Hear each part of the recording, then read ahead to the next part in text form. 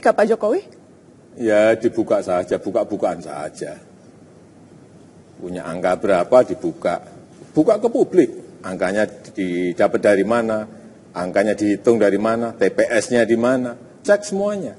Gampang sekali kalau saya. Yang jelas quick count itu metodologi ilmiah. Ilmu pengetahuan. Pak kita enggak senang sih pada ilmu yang sudah jelas akurasinya dan sudah berkali-kali kita pakai semuanya. Pak Jokowi, berangkat dari hasil temuan hitung cepat atau quick count yang tadi Bapak sebutkan, melihat secara umum dulu Pak, beda perolehan suara Pak Jokowi di Jawa dan di daerah-daerah luar Jawa, sebutkanlah Sumatera begitu. Padahal berkali-kali Anda selalu mengatakan pembangunan jangan hanya Jawa sentris, infrastruktur tidak hanya di Jawa, tapi juga di luar Jawa. Bahwa sekarang hasil elektoral menunjukkan ternyata di luar Jawa tidak terlalu menguntungkan untuk Anda, Pak Jokowi? Ya kita ini kan ingin membangun negara ya. Ketimpangan antara Barat, Tengah, Timur itu kelihatan sekali. Terutama dalam hal pembangunan, lebih lagi dalam hal infrastruktur. Itu yang ingin kita kejar. Jadi kita tidak berbicara membangun sebuah daerah itu ingin mendapatkan suara. Enggak, jangan berpikiran seperti itu. Kita membangun ya karena daerah itu memang infrastrukturnya kurang. Bahwa nanti timbul sebuah pengaruh elektoral ya itu beda soal. Tapi kita ingin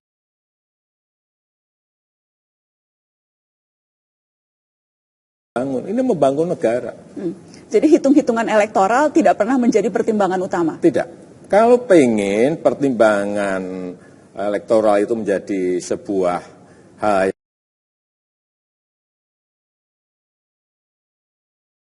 sangat penting, bangun aja di Jawa. 149 juta penduduk kita ada di Jawa. Dan kalau bicara Jawa, hasil quick count, Jawa Tengah, Jawa Timur itu menunjukkan angka yang tinggi untuk Bapak. Tapi di daerah lain yang pembangunannya juga diperhatikan, katakanlah Sumatera Barat, Pak Jokowi. Di sana angka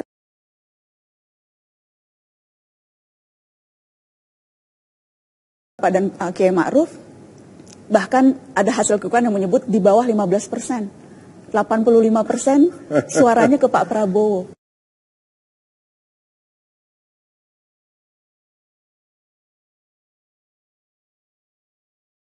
Sekali lagi kita membangun itu tidak pernah berpikiran seperti itu. Tidak pernah berpikiran seperti itu. Kalau memang ada sebuah hasil angka yang tidak sesuai yang kita harapkan, ya saya kira inilah politik. Tapi yang jelas saya tetap siang hari kemarin tetap masih makan nasi Padang kok. Oh, jadi perhatian terhadap Sumatera Barat tidak akan berkurang. Karena misalnya gubernurnya Pak, gubernurnya sudah mengeluarkan pernyataan jangan sampai daerah yang suaranya kecil untuk presiden akan diperhatikannya kurang. Dari dulu juga di sana kan juga suara kita kecil. Saya nggak tahu udah berapa kali ke sana. Dan saya juga tetap masih makan nasi Padang terus, nggak pernah punya pikiran seperti itu. Tidak baper? Terlalu baper saya kira. Oh begitu, kalau Bapak nggak baper? Enggak, biasa aja. Baik.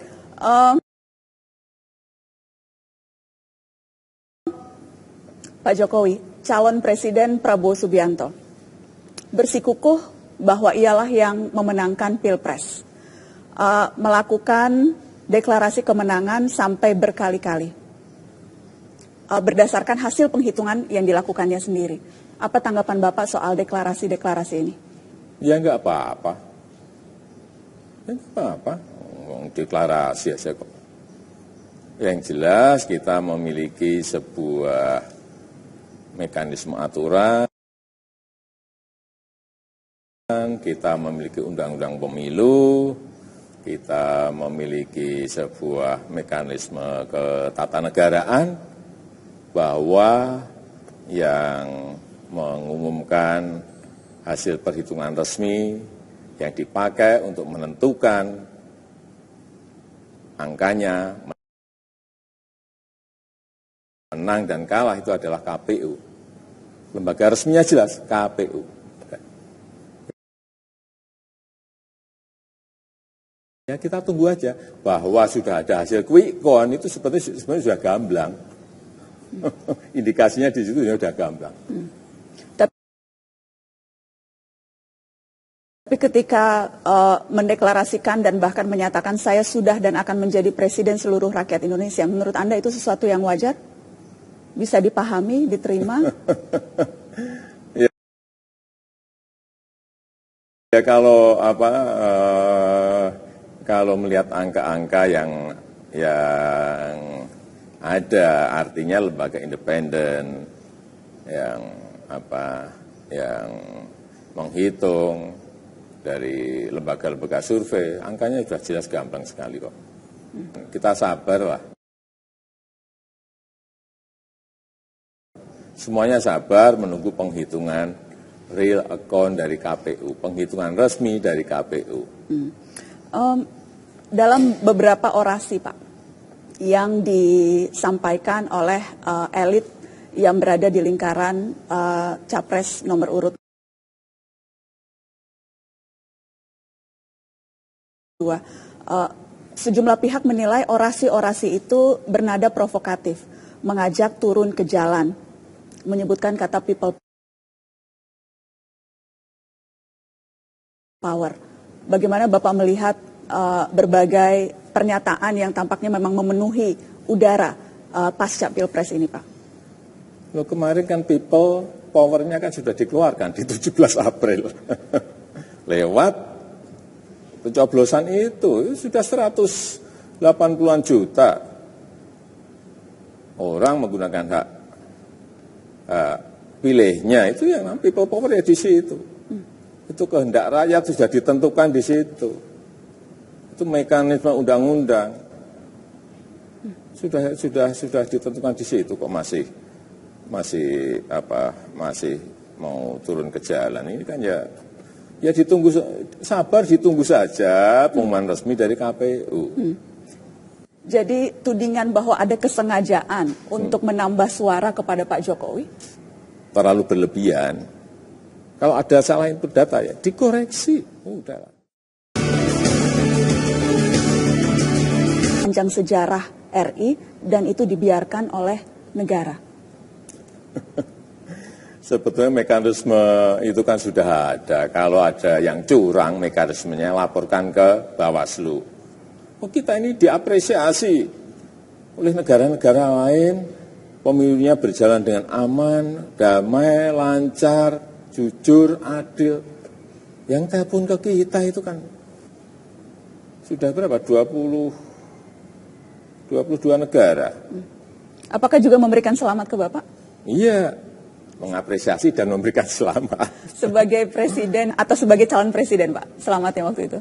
Iya, dua-duanya. Selamat menang begitu, Pak? Iya, betul. Jadi memberikan versi quick count masih ada. Jadi diakui oleh pemimpin negara lain bahwa versi quick count dan memberikan selamat. Perdana Menteri Tun Mahathir Mohamad langsung telepon saat itu. Perdana Menteri Singapura, PM Lee Hsien-loong, kemudian Presiden Turki Erdogan. Udah. Selamat atas keberhasilan menyelenggarakan dan keberhasilan memenangkan. Iya. Keberhasilan memenangkan. Iya. Baik. Saya ingin minta penilaian Bapak soal penyelenggara pemilu kita, Pak. Apakah menurut Bapak mereka netral dan profesional? Karena misalnya kemarin sempat ramai soal salah input data C1 yang kemudian dinilai wah ini justru salah inputnya menguntungkan petahana. Apakah memang Bapak menilai mereka netral, profesional, betul-betul melakukan tugasnya? Ya, KPU itu mengelola 813.000 TPS di seluruh tanah air dan yang ada di luar negeri. 813.000 TPS tersebar di 17.000 pulau. 514 kabupaten dan kota yang medannya juga berbeda-beda. Ada yang sangat berat, ada yang berat sekali dalam mengirimkan logistik itu ke TPS-TPS yang ada. Dan saya melihat KPU sangat netral, profesional dan sangat netral. Kalau ada misalnya kayak tadi salah input data ya dikoreksi. Kalau ada salah input data ya dikoreksi. Udahlah. Kita ini semuanya terbuka kok. Bisa ngecek, bisa ngontrol semuanya kok. Apa sih yang dikhawatir? Semuanya terbuka. Apa? Semuanya punya data. C1 itu semuanya punya. NGO punya. Punya semuanya. Semua caleg pasti punya.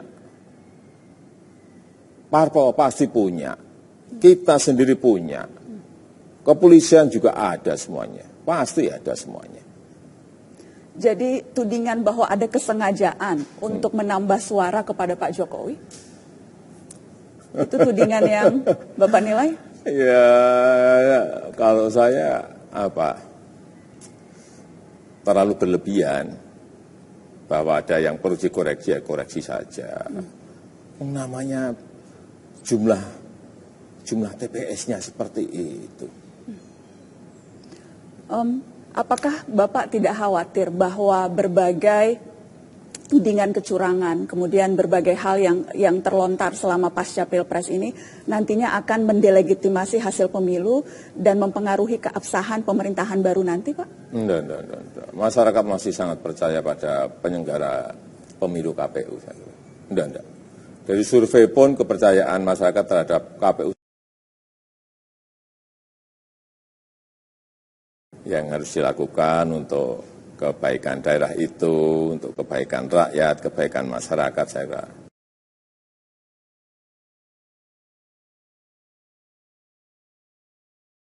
Memang ditebakkan sulit. Tidak perlu sejauh mundur? Tidak perlu. Kalau kemudian dinilai, wah itu kan berarti Bupati bisa dituding menggunakan posisinya untuk memenangkan petahana, bagaimana Pak?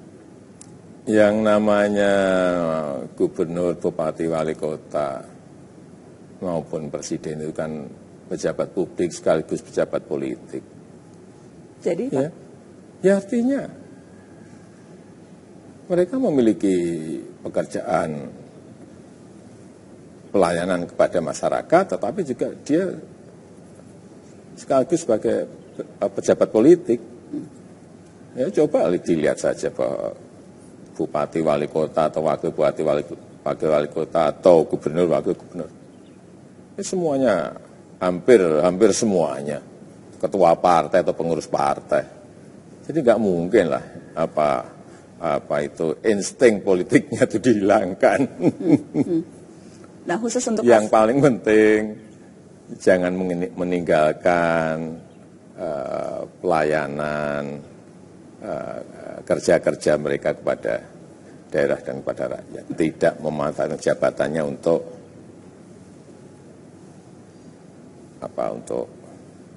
dan fasilitas yang ada untuk kepentingan.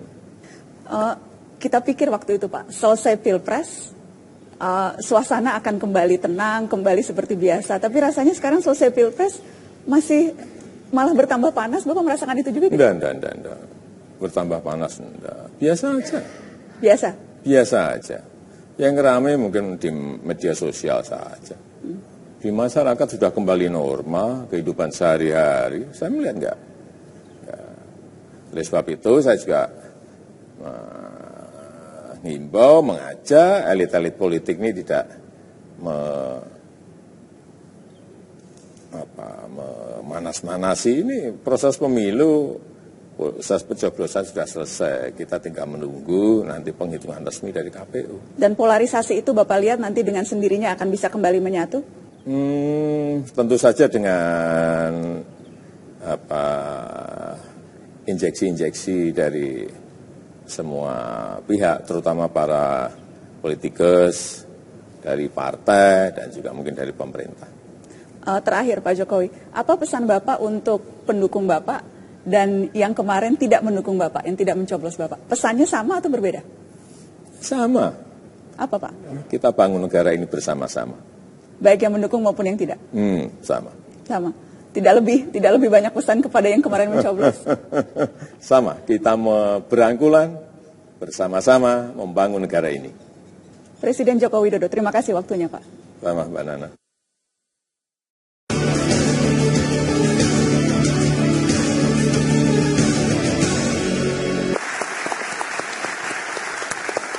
Ya, dan saat ini sudah hadir di studio Mata Najwa, saya perkenalkan Sekretaris TKN Hasto Kristianto. Selamat malam Mas Hasto, terima kasih sudah hadir.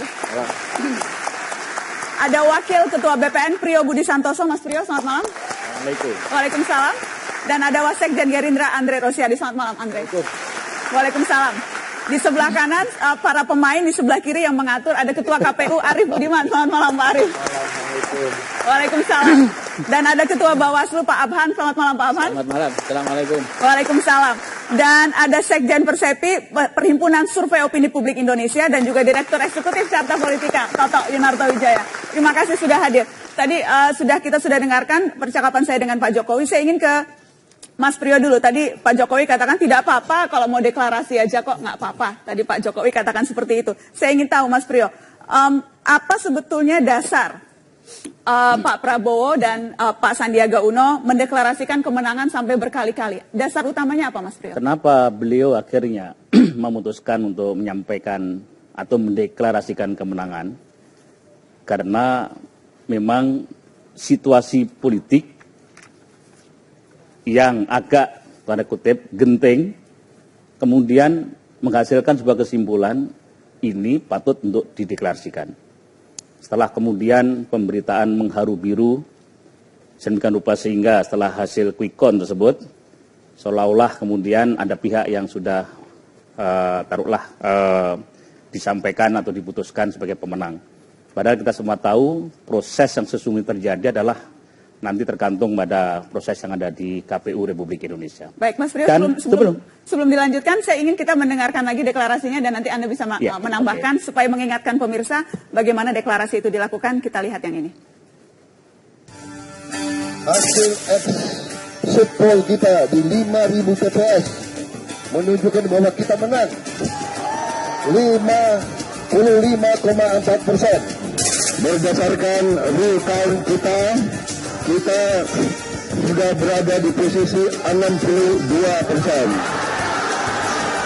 Saya Prabowo Subianto menyatakan bahwa saya dan saudara Sandiaga Uno mendeklarasikan kemenangan sebagai Presiden dan Wakil Presiden Republik Indonesia tahun 2019-2024. Alhamdulillah, kemenangan secara resmi sudah di depan mata kita. Ternyata kehendak rakyat Indonesia masih tidak bisa ditekan-tekan lagi.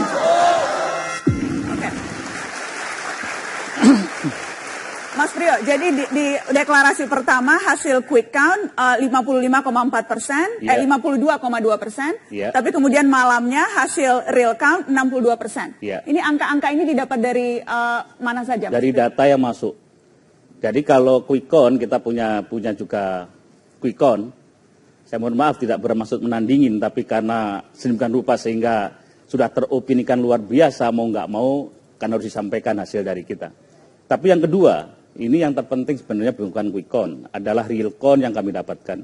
Angka yang 62 disampaikan oleh Pak Prabowo itu adalah angka real dari data-data yang masuk dari seluruh lini, dari TPS-TPS yang sudah tentu belum 100%, karena 300 ribu dari sekian, dari 800 sekian ribu, jadi masih sekitar 40%. Deklarasi itu jam 20.30 malam. Dan yang kedua yang perlu saya jelaskan di sini, deklarasi kemenangan semacam ini itu sebenarnya biasa, normal, lazim terjadi di beberapa belahan negara demokrasi manapun juga. Apalagi situasi di mana kami dalam posisi penantang, bukan incumbent. Yang di posisi kita sudah taruhlah mereka menang seluruhnya ya, dari seluruh resources dan seterusnya. Mau nggak mau kemudian pilihan politik semacam itu adalah pilihan politik rasional yang tersedia, dan itu adalah hak kami secara politik, dan itu akan kami lakukan. Bagaimana Mas Dengan tetap menghormat, terakhir ya, dan ini kata-kata ini dari Pak Prabowo langsung, menghormat penghitungan terakhir dari KPU Republik Indonesia. Walaupun sudah bilang saya sudah dan akan menjadi presiden seluruh rakyat Indonesia. Dan tidak apa-apa, di belahan dunia lain juga dengar demokrasi semacam itu. Oke, bagaimana Mas Hasto? Ya, kalau kami melihat suasana genting, political genting tadi nggak pas. Restoran Padang tetap laris, mie Aceh tetap laris, jadi nggak ada itu situasi genting secara politik. Bahwa kemudian ada ketegangan setelah quick count, ya, tetapi kalau kita lihat, ekspresi dari Pak Sandi kan mencerminkan bahasa yang sebenarnya. Apa deklarasi boleh jadi 3 kali, 5 kali sekalipun, tapi Pak Sandi kan tidak mengekspresikan sebuah rasa keyakinan, kegembiraan. Dan Anda menginterpretasikan itu sebagai? Ya, sebagai bentuk menjaga militansi. Pak Prabowo perlu menjaga militansi dari anggotanya. Mengingat itu penting bagi seluruh partai politik menjelang 2024 ke depan. Sehingga mereka jaga militansinya. Tapi kemudian dari klaimnya aja kan berubah-ubah. 62%, 54%, dan yang terakhir yang kita ajak supaya rakyat juga mendapatkan informasi yang benar, yang bisa dipertanggungjawabkan. Kami mengajak BPN untuk bersama-sama membuka data. Karena bagi PDI Perjuangan, untuk klaim 60% data sudah masuk atau 40% data masuk tidak mudah. Kami memiliki jejaring komputer 150.000 secara nasional. Kami punya kamar hitung seperti ini di setiap provinsi. Rata-rata provinsi 75-100 komputer. Kemudian di tingkat kabupaten kota itu 40-60, 75. Itu pun pada hari ini kami baru mencapai sekitar 27% sore ini. Dengan tingkat perolehan buat Pak Jokowi, Pak Kiai Haji Maruf Amin itu adalah 58%. Pak Prabowo Sandi 42%, itu dengan seluruh infrastruktur yang kami bangun. Maka kami ajak BPN, mari kita terbuka saja, diaudit saja, pengamat politik datang untuk melihat apakah C1-nya benar, apakah sistemnya benar, itu yang kami harapkan untuk dapat dibuka ke publik. Siapa yang mau menanggapi? Sebelumnya menanggapi dulu sebentar. Mengenai Pak Sandiaga Uno, yang tahu posisi wajah dan hatinya Pak Sandiaga Uno kami, saya dan Mas Andri. Jadi kalau pihak luar menerjemahkan itu totally wrong, salah besar. Seolah-olah cemberut dan seterusnya, dan itu yang mencoba image dan opini yang dibangun. Yang terjadi sungguhnya adalah Mas Sandiaga Uno pada hari itu adalah lagi kurang sehat. Ada orang mengatakan beliau kena santet. Dan itu kemudian itu liar sekali semacam itu. Apapun yang terjadi, yang harus saya luruskan di sini adalah beliau kurang sehat. Dan itu betul-betul dokter menyatakan itu. Dan bahkan sampai Pak Prabowo. Jadi kalau diterjemahkan seolah-olah Pak suasana batin Pak Sandi tidak bersama Pak Prabowo, itu totally wrong, salah besar. Duet itu dalam kondisi sampai sekarang pun mereka adalah duet tunggal yang insya Allah tetap mengawal pelaksanaan dan penghitungan yang hari ini kita semua telah menanti dan menunggu itu. Yang jelas tadi juga ada acara di Taman Mini yang dihadiri oleh Pak Prabowo Subianto dan juga dihadiri oleh Ketua Badan Pemenangan Nasional Pak Joko Santoso. Saya ingin tunjukkan pernyataan Pak Joko Santoso yang menyebut pernyataan Prabowo menang 62% itu titik yang tidak bisa kembali. Bisa kita tunjukkan juga. Untuk itu kita harus berjuang. Saya sudah instruksikan daerah yang menang dari Jawa Barat adakan syukuran, deklarasi. Jabar, Banten, Jakarta, Sulsel, Pulau Besar yang pendukungnya banyak kita menang. Jadi itu tidak mungkin Prabowo kalah. Bagaimana? Tidak mungkin Prabowo kalah kalau berdasarkan apa yang disebutkan oleh Ketua BPN? Ya, jadi gini Mbak. Pertama ya, saya ingin sampaikan kondisinya. Waktu malam itu deklarasi ada 40% Mas Hasto data real count yang sudah masuk. Kan perhitungan suara itu jam 2 sudah selesai di seluruh TPS untuk presiden. DPR RI itu kalau nggak salah jam 4, jam 5 sudah selesai. Dan sehingga jam 2, setengah 3 itu tim kami sudah mengirimkan datanya ke masing-masing koordinator. Sehingga malam itu Pak Prabowo mendapatkan data 40% sehingga kita bisa deklarasi. Nah Mas Hasto mau tahu C1 kita. Nanti saja, kami selalu komitmen. Dulu 2014, kami bawa tuh truk-trukan C1. Kami siap lagi bawa truk-trukan C1 nanti di Mahkamah Konstitusi. Itu satu. Kita sesuai konstitusi saja. Yang kedua, kalau Mas Hasto bilang suasana tidak genting, pertanyaan saya, kenapa sih ribuan brimob masuk Jakarta, lalu Kapolri masih tanya, Anda bawa peluru berapa? Coba, berapa hampa, berapa itu peluru karet, berapa yang magazin tajam? Kalau nggak genting, nggak mungkin polisi ribuan brimob masuk Jakarta. Ya. Kita akan lanjutkan setelah Ya. pariwara, masih ada waktu Ya. untuk membahas Oke. ini. Tetap di Mata Najwa, usai pemilu kami kembali sesaat lagi.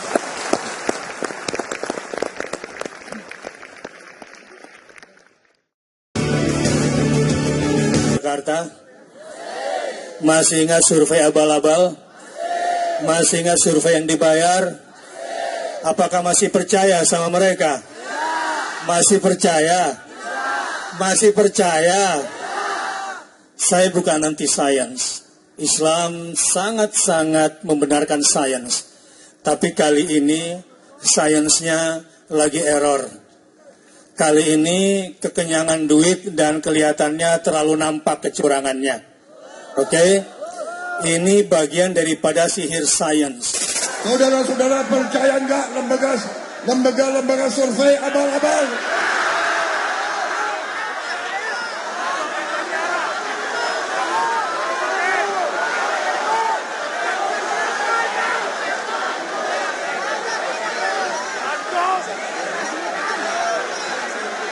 Hei, hei, tukang bohong. Rakyat tidak percaya sama kalian. Mungkin kalian harus pindah ke negara lain.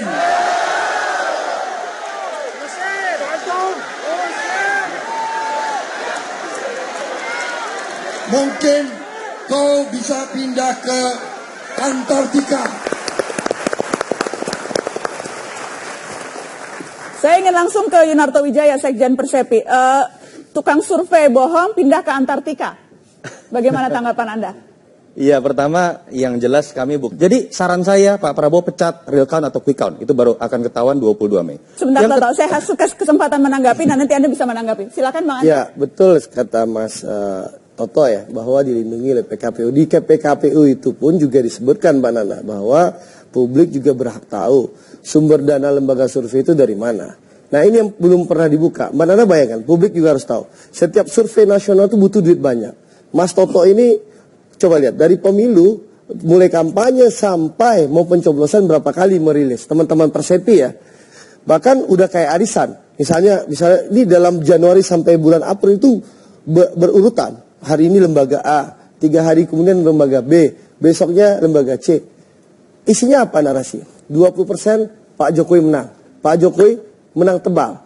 Nah, kalau kita bicara data quick count, ternyata quick count-nya beliau-beliau ini menyatakan Pak Jokowi hanya menang 8, 9, 10%. Berbeda dengan 20%. Ada error sebenarnya 12 sampai 10%. Itu pertama. Yang kedua, kita butuh bukan hanya metodologi dan data yang diungkapkan Mas Toto. Kita ingin tahu apakah mungkin Mas Toto Yunarto Wijaya, meskipun saya tahu duitnya banyak, akan mengeluarkan uang pribadi miliaran untuk membiayai survei. Apakah mungkin ya Mas Saiful Mujani akan mengeluarkan duit pribadi dari survei-survei sampai quick count? Apa mungkin Dini JA dan lain-lain? Rakyat juga butuh. Anda apa, Bang Andre? Ketika mempertanyakan dana, patut diduga lembaga survei sekaligus jadi konsultan pemenangan Pak Jokowi.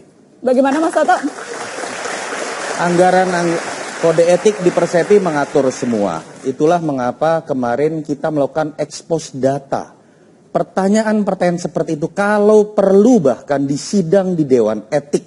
Seperti dulu pernah memecat 2 lembaga survei yang memenangkan Prabowo 2014. Itu bisa ditanyakan semua dan kemarin diekspos. Sayangnya lagi-lagi lempar batu sembunyi tangan. BPN tidak berani datang. Tidak berani datang BPN? Jadi gini Mbak, kita minta saja kan aturannya Mas Toto ini harus lapor ke Mas Arief, sudah KPU. ada, silakan diperiksa. Dan diumumkan saja uangnya dari mana. Kami penasaran, Silakan rakyat butuh tahu lembaga survei di bawah Persepi yang mengumumkan Pak Jokowi menang 20%. Jadi dalam 4 bulan terakhir ini, bandarnya siapa? Bohirnya siapa? Gitu loh. Andre Rosiade ingin mengetahui berapa jumlah uang dimiliki oleh lembaga survei, kemudian menggeser masalah perdebatan substansi. Yang terakhir saya ingin tanya, ketika kemudian BPN sampai detik ini tidak pernah berani melakukan expose data. Kami sudah siap expose data dari semua lembaga survei tergabung di Persepi. Buat saya sederhana, apa yang Anda sembunyikan? Karena ketika di Persepi pengalaman, ada lembaga survei ingin disidang, membuka data, tidak berani membuka datanya, pilihannya cuma 2. Anda yakin salah atau Anda jangan-jangan tidak punya data. Saya jawab ya. Silakan. Pertama ya, Mas Toto integritas itu tidak cukup metodologi, sumber pendanaan pun penting. Itu satu ya, bicara integritas. Yang kedua, sudah dijawab. Real count itu berbeda dengan quick count. Real count itu berbeda dengan quick count. Anda hanya 2002 TPS. Baik. Kami ada 800.000 TPS yang akan kami cek kalau Mas Arief KPU sudah mencocokkan real count. Kalau meleset atau apapun nanti, kami masih punya gugatan dan kami bawa ke MK. Tidak Dalam ada waktu 5 jam, kewajiban Anda kami dan untuk Prabowo mengaku memberikan. sudah punya 40% real count TPS. Kami tidak punya Kenapa kewajiban. sekarang sudah sampai seminggu, belum selesai-selesai juga. Oke, Dari bentar. debat. Dari Bentar, debat. itu dari ini mana? apple to apple beda. Real count dan quick count itu beda. Bentar. Real count dan quick count itu beda. Bang Andre, boleh? Anda bilang Pak Sebentar, Prabowo pecat saja. Sebentar. Yang margin of error 10% Sebentar, quick count. ya, bisakah kemudian tudingan dari Toto, bukan tudingan, pertanyaan dijawab, Ya, kenapa exit poll beda, quick count beda, real count beda, kenapa beda-beda? Saya itu tidak mengikuti. Tapi saya mau jawab soal kenapa C1 kami nggak 100%. Karena C1 kenapa kesulitan. Sekarang ada perhitungan PPK. Banyak caleg-caleg kami yang masih memegang C1 asli itu. Sehingga kami belum bisa 100% dari Dalam 4 jam 60%. saja udah 40%. Memang katanya. iya. Tapi ada beberapa daerah yang ada kendala. Nah insya Allah Baik. segera mudah-mudahan minggu ini atau minggu depan 100%. Sebelum perhitungan real count. Oke. Gitu loh. Buka lebih bagus kok. Bagaimana? Intinya buka, transparan, media, publik akan menjaga apa yang Anda takutkan. Itu saja.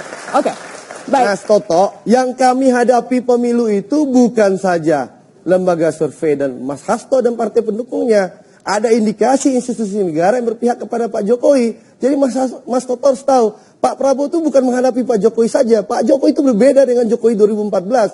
Oke, Jokowi tadi- ini adalah petahana yang Bagaimana, mempunyai Mas Hasto? sumber daya luar biasa. Itu kami waspadai gitu Bagaimana loh. Mas Hasto? Ya, semua sudah sepakat ya, Bung Andre, ketika kita mau pemilu, kita sudah menandatangani deklarasi damai semuanya. Dan di situ juga ketaatan pada proses. Daripada berdebat, lebih baik, pertanyaan saya, BPN kapan membuka diri terhadap data-data hasil rekapitulasi, biar datang untuk melakukan pengecekan, simple. Jadi Mas Hasto, Oke. saya sudah sampaikan komitmen kami. 2014 sudah kita bawa bertruk-truk. Nanti 2019 kalau memang ada dispute kami siap bawa C1 kami bertruk-truk nanti ke MK. Oke, dan tadi di situ kita mengujinya. Dan tadi Gitu loh. disebutkan soal dugaan kecurangan, yang jelas ada KPU dan ada Bawaslu. Kita akan bahas itu, apakah memang dugaan kecurangan struktur masif dan ugal-ugalan, bahasa dari teman-teman 02, kita akan bahas itu setelah Brutal. Apakah brutal kecurangannya? Nanti harus dijawab setelah pariwara, jangan kemana-mana.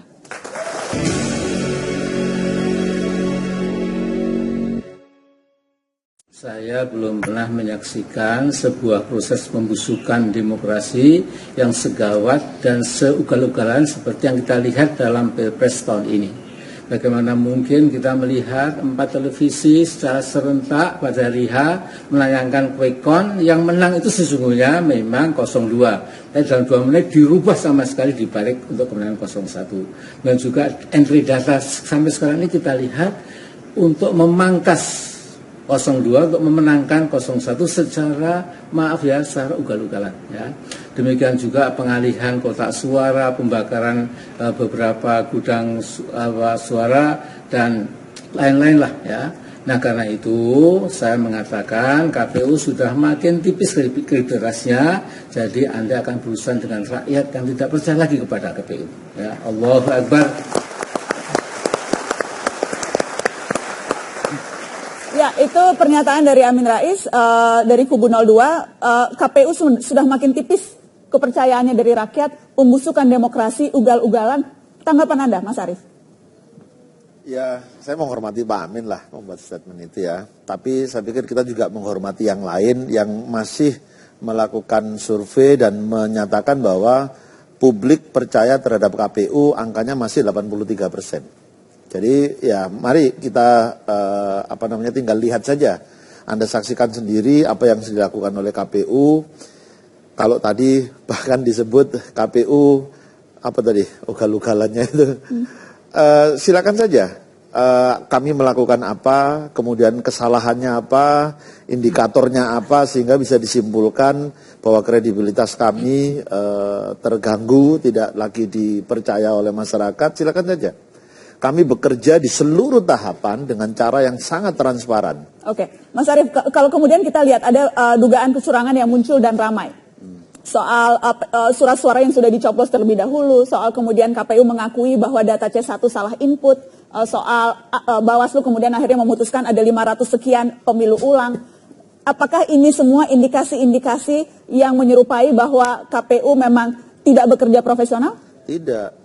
Kalau coba kita lihat data statistiknya. Sampai hari ini input data kita sudah mencapai 30% atau setara dengan 244.000 lebih TPS yang sudah di-entry. Catatan kami sampai kemarin ya itu masih 87. Hari ini 101 yang terjadi kesalahan input. Sebetulnya yang ditemukan oleh masyarakat dan dilaporkan kepada kita itu hanya data kemarin itu 24. 63 itu justru kami menemukan dan melakukan perintah untuk dikoreksi. Jadi coba kita lihat ukurannya. Saya pikir ada para ahli di sini. 244.000 lebih ya. Dan terjadi kesalahan entry di 101 kemarin. Dan kami terbuka. Kesalahan itu karena apa Mas Arief? Human error saja kah? Saya meyakini bahwa itu human error. Apakah kesalahan itu kemudian menguntungkan salah satu pasangan? Tidak.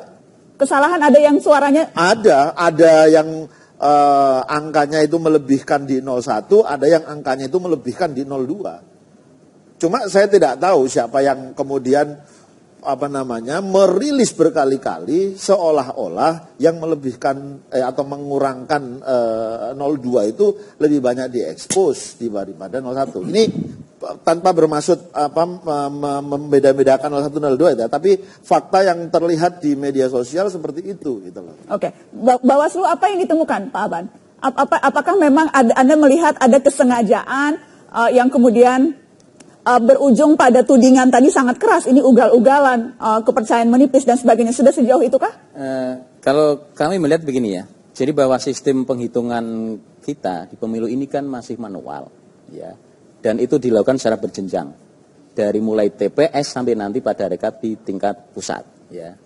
Ketika penghitungan di tingkat TPS itu ada namanya pengawas TPS kami, masing-masing TPS ada satu. Kemudian masing-masing peserta pemilu ada saksinya. Kalau 16 partai politik, mestinya ada 16 partai politik. Ada 2 pasangan calon, mestinya ada 2 saksi pasangan calon. Itu dilihat ya. Kemudian publik di luar juga melihat. Ada pemantau. Bahkan pemantau masyarakat itu bisa namanya mengfoto C1 plano. Ya. Itulah kemudian direkap disalin kepada namanya C1, salinan C1.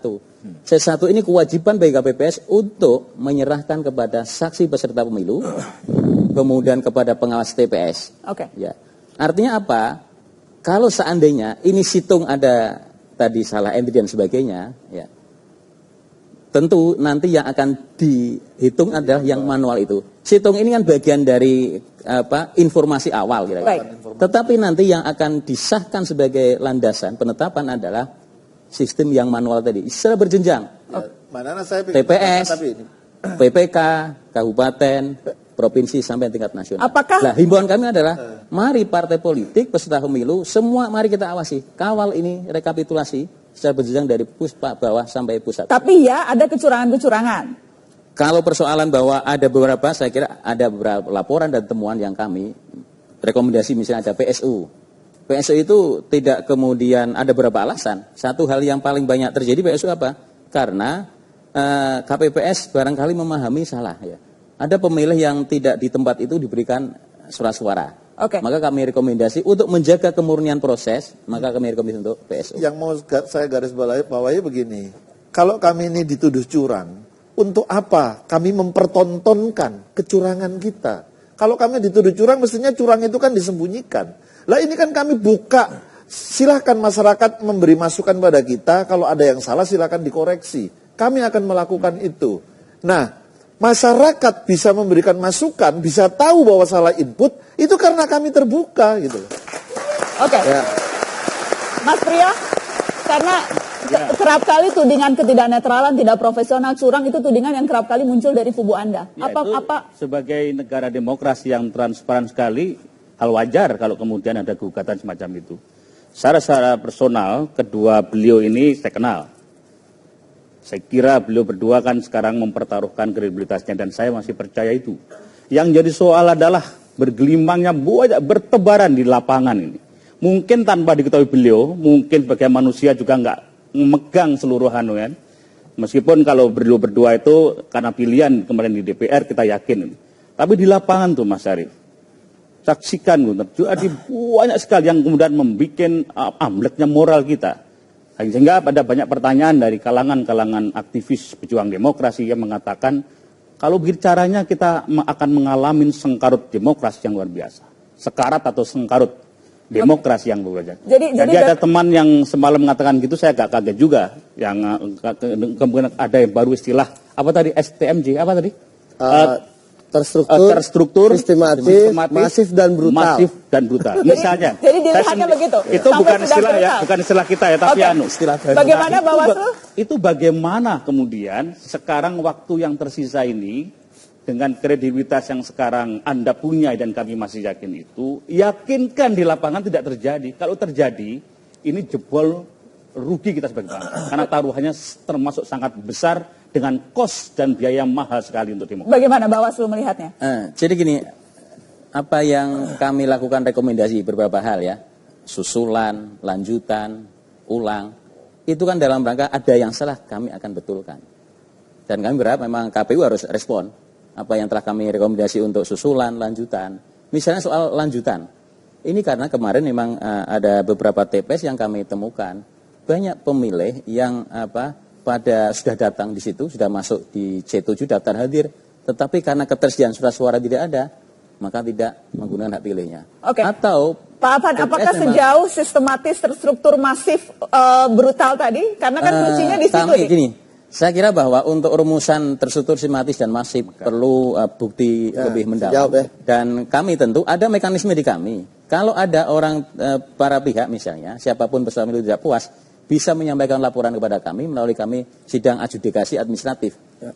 Kalau toh dalilnya TSM, nanti kita buktikan sidang itu terbuka adjudikasi. Apakah TKN juga menemukan dugaan kecurangan? Banyak, termasuk money politik, maka banyak juga kader-kader dari Gerindra yang juga melakukan itu. Kami bisa pertanggungjawabkan di lapangan dan untuk itu mari seluruh bukti-bukti kita kumpulkan dan masing-masing mempertanggungjawabkan bukti-bukti itu. Tadi Bung Andri kan sudah mengatakan membawa proses ke Mahkamah Konstitusi. Itu sikap yang baik bawa ke Mahkamah Konstitusi daripada berteriak-teriak kemudian mengatakan ini pemilunya brutal. Yang harus kita lihat semua ada pengawas, semua partai ada saksi, semua ada struktur sampai ke tingkat daerah. Sehingga kita bersama-sama melakukan pengawasan itu. Kita akan lanjutkan setelah pariwara. Tetap di Mata Najwa, kami kembali sesaat lagi.